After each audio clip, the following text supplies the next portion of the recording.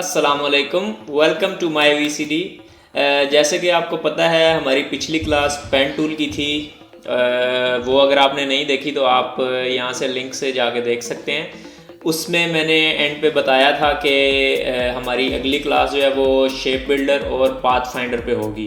तो आज हमारी क्लास जो है वो शेप बिल्डर टूल पे है। आइए शुरू करते हैं। अच्छा, ये जो दो सर्कल्स बने हुए हैं और ये एरो बना हुआ है, ये शेप बिल्डर टूल होता है।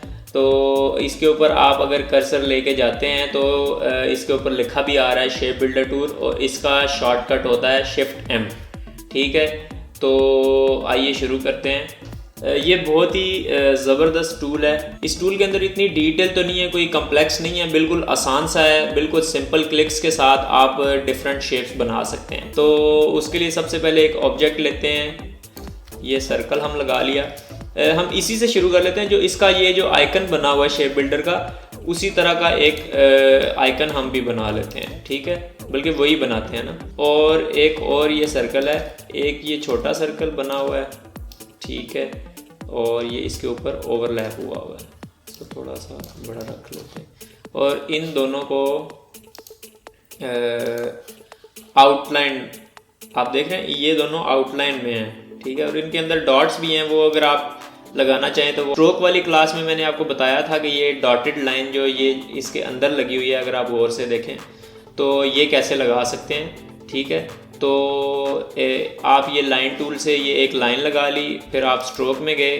अगर आपने वो क्लास मिस कर दिया है तो आप वो यहाँ से देख सकते हैं। ठीक है, स्ट्रोक में गए और ये डैश्ड लाइन आ रहा है। ठीक है, इस पर क्लिक किया, वो बिल्कुल छोटे डॉट्स आ रहे हैं, तो हम इधर से इसका डैश पॉइंट कम करेंगे तो ये देखें, ये हमारी डैश्ड लाइन हो गई है। इसका साइज़ थोड़ा बड़ा कर लें, ये देखें।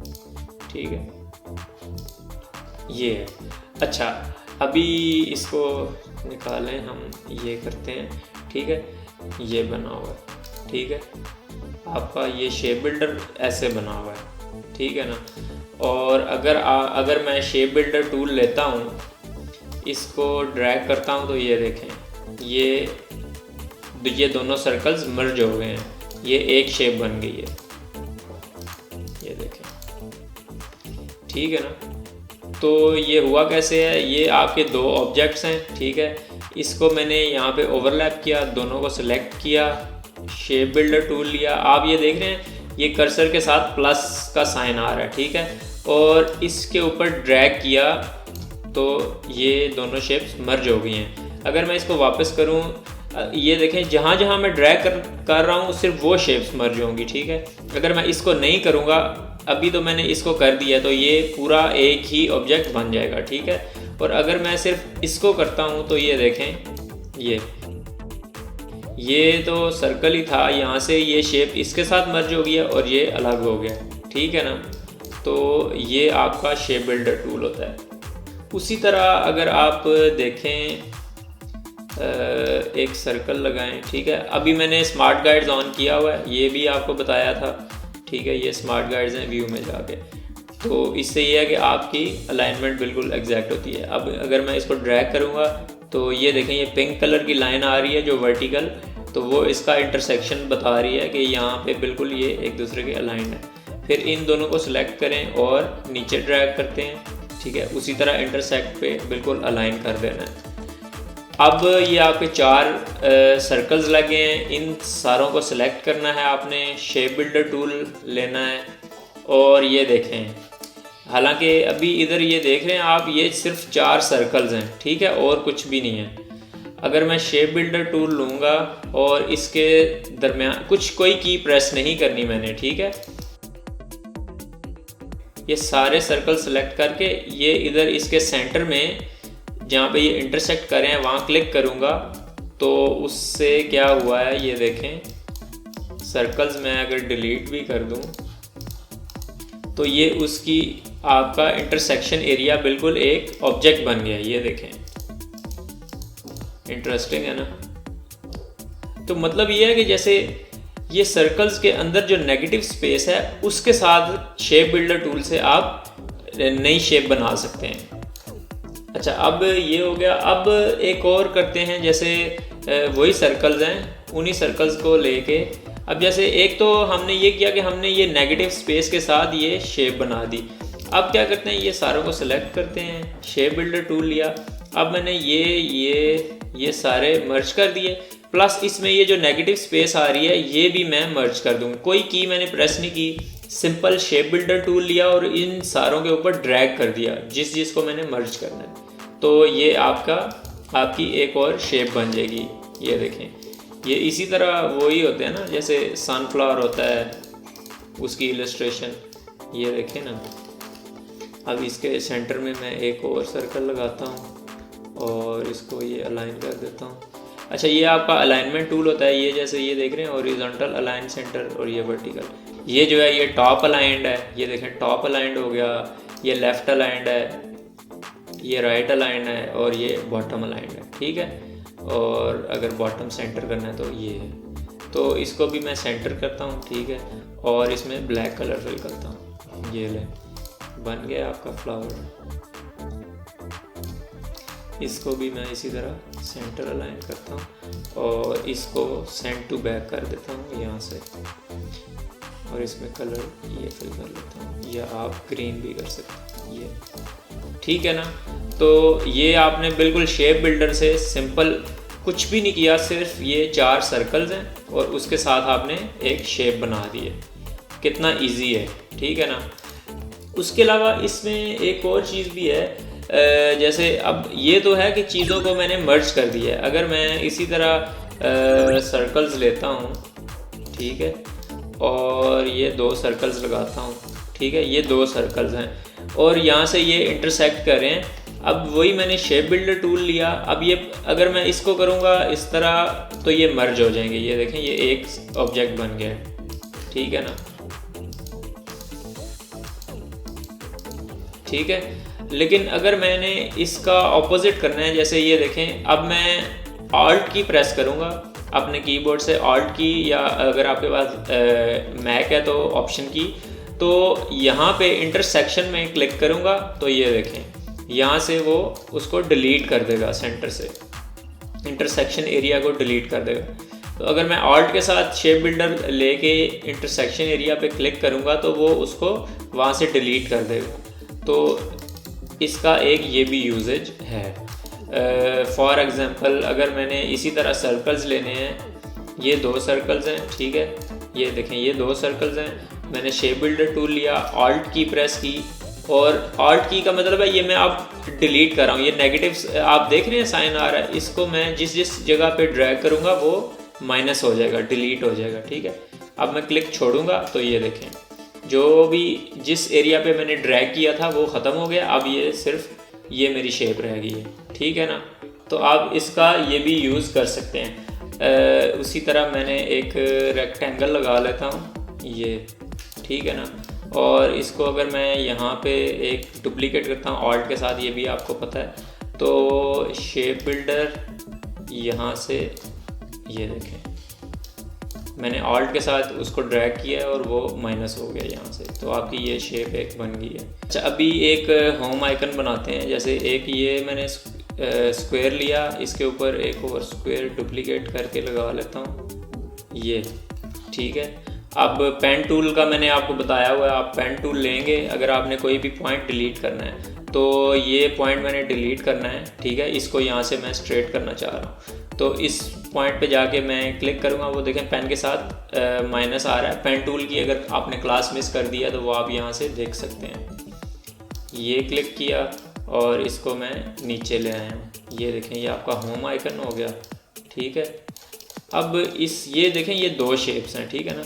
अब मैं इन दोनों को सिलेक्ट करूँगा, अगर मैं मर्ज करना चाह रहा हूँ तो शेप बिल्डर टूल लिया, इस पूरे पे ड्रैग कर दिया, ठीक है ना। तो ये अब एक ऑब्जेक्ट बन गया, ठीक है ना। अब मुझे अलग अलग इसमें कलर चेंज या इस पर काम नहीं करना पड़ेगा, ये पूरा एक ही ऑब्जेक्ट बन गया, ठीक है ना। अब मैं चाह रहा हूँ कि यहाँ पे एक मैं विंडो लगा दूँ, तो एक मैं ये लेता हूँ रेक्टेंगल और इसी के साथ एक ये लेता हूँ, ठीक है ना।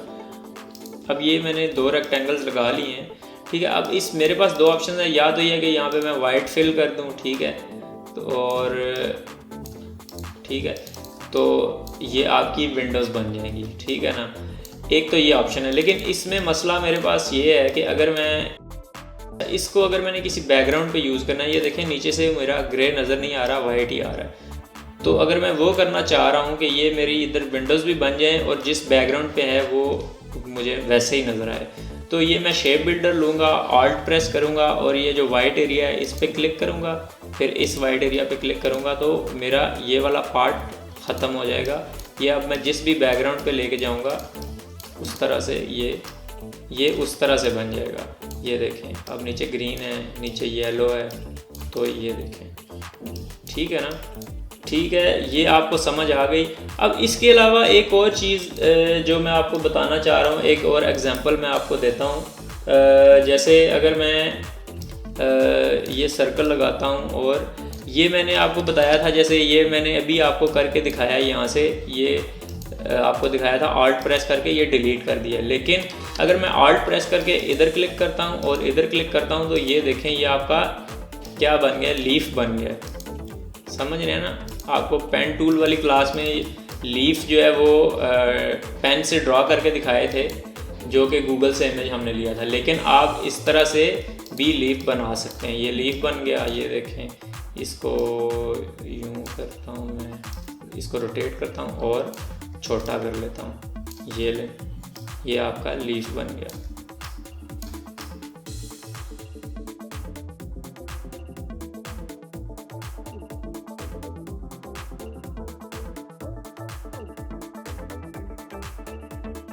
है ना मज़ेदार जी। बल्कि इसी पे लगा लेते हैं। अब हम ये फ्लावर इस पे लगा लेते हैं।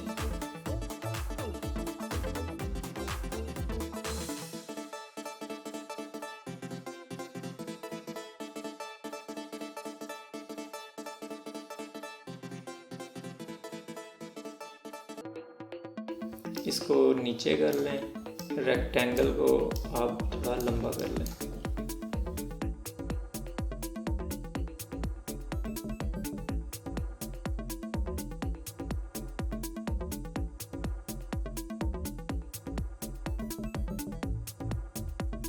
कुछ भी नहीं किया, सिर्फ ये सर्कल से मैंने शेप निकाली है। तो आप इस तरह की शेप्स जो आपने सोची भी नहीं होंगी, आप शेप बिल्डर से लगा सकते हैं। अब इसके अलावा एक जैसे क्लाउड्स होते हैं वो मैं आपको बता देता हूँ। जैसे आपने देखा होगा, क्लाउड आइकन देखा होगा। अब यहाँ पे एक छोटा सा रेक्टेंगल मैं लगा लेता हूँ, इसको मैं रेड ही कर लेता हूँ ताकि आपको सही नज़र आए। ठीक है, अब मैं सर्कल लगाता हूँ, एक यहाँ पे, एक इसी तरह यहाँ पे, ठीक है, एक यहाँ पे और एक ये छोटा सर्कल इधर मैं लगा लेता हूँ, ये ले। ठीक है, इसको भी छोटा कर लेते हैं। अब ये देखें अब क्या होने लगा है। ये सारा कुछ मैंने सेलेक्ट किया, यहाँ से शेप बिल्डर पे गए, कोई की मैंने प्रेस नहीं करनी। जिस जगह पे मैं ड्रैग कर रहा हूँ ये सारा कुछ मर्ज कर देगा। अब ये देखें, ये वाइट भी है, ये ले, ये आपका क्लाउड बन गया ना। इसी तरह से आइकन्स होते हैं क्लाउड्स के। ठीक है, तो अच्छा ये भी मैंने रफ बनाया, ये आप इसको एडजस्ट कर सकते हैं। ठीक है ना। अब इसको ये करें, आप इसको पूरा ना ड्रैग करें ना, आप इसको शेप बिल्डर टूल लें, सिर्फ आप इसको इतना मर्ज कर लें, ये लें। ठीक है, और ये आपने मर्ज नहीं किया, इसको डिलीट कर दें, ये भी नहीं किया, ये भी नहीं किया। ठीक है, ये आपका क्लाउड आइकन बन गया। ठीक है, ऐसे ही होता है ना। अब ये काफ़ी मज़ेदार एग्जांपल है। आपको इसमें सिर्फ सिंपल है, आपने या तो इसको सेलेक्ट करके प्लस करना है या ऑल्ट प्रेस करके इसमें से माइनस करना है, आपकी शेप्स बनती जाएंगी। ठीक है ना।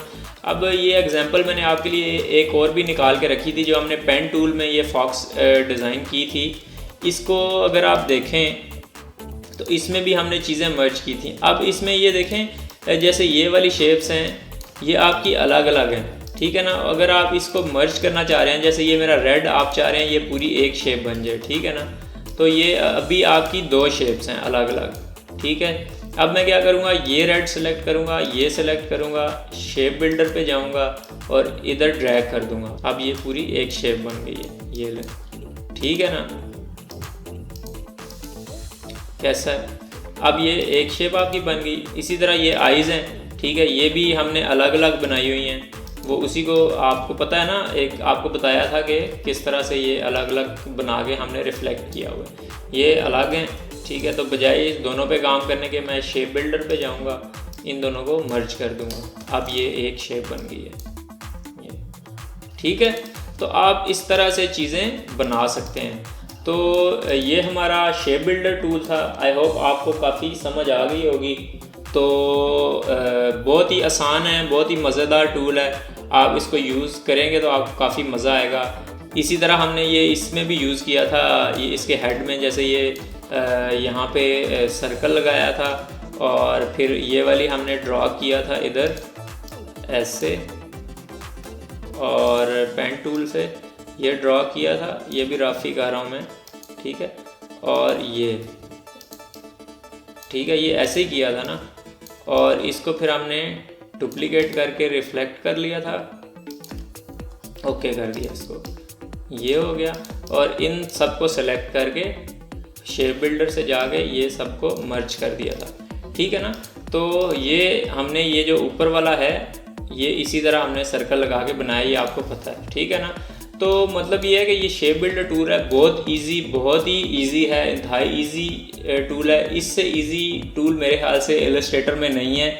आपने सिंपली चीज़ें लगा के, शेप्स लगा के उनको ड्रैग करना है, सिंपल उसके ऊपर कर्सर ड्रैग करना है और वो मर्ज हो जाएंगी, आपकी शेप्स बन जाएंगी। ये देखें कितना खूबसूरत फ्लावर बनाया, लीफ बनाया, क्लाउड, ये होम आइकन, इसी तरह ये मून, और ये फॉक्स को भी मैंने आपको दिखा दिया कि इस पर भी किस तरह काम करना है। आपकी कॉम्प्लेक्स शेप को बिल्कुल उस सिंप्लीफाई कर देता है शेप बिल्डर टूल। तो अब आई होप आपको समझ आ गई होगी। आप इसको प्रैक्टिस करेंगे और नई नई चीज़ें बनाएंगे, तो इसको ज़रूर प्रैक्टिस कीजिए और चीज़ें बनाइए। और आप मेरे साथ बिल्कुल डायरेक्ट भी मुझे शेयर कर सकते हैं अपने डिज़ाइंस, अपने सवाल पूछ सकते हैं कमेंट्स में। उसके अलावा आप इस वीडियो के डिस्क्रिप्शन में देखेंगे तो मेरे सोशल मीडिया पेजेस के लिंक भी हैं, आप उनके थ्रू भी कांटेक्ट कर सकते हैं। अब मुझे इजाज़त दीजिए, आप भरपूर प्रैक्टिस कीजिए।